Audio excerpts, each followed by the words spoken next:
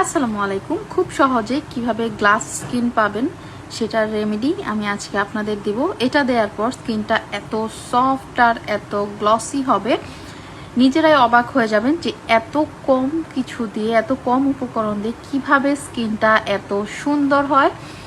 তো এটার জন্য আমাদের 3টা উপকরণ লাগবে।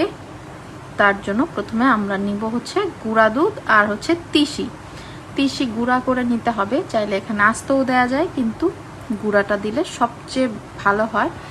তারপর আমরা এখানে দিচ্ছি হচ্ছে ওটস পাউডার।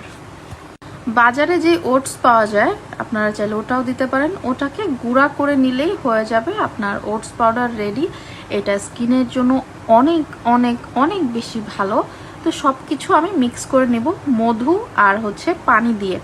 সব কিছু মিক্স করার পর আমরা এটা আমাদের ফেসে অ্যাপ্লাই করব। 15 থেকে 20 মিনিট রেখে হালকা কুসুম গরম পানি দিয়ে আমাদের ফেসটাকে ক্লিন করে নিতে হবে। আর অবশ্যই যে কোনো ফেস প্যাক ইউজ করার আগে স্কিনটাকে সুন্দর মতো ক্লিন করে নিতে হবে।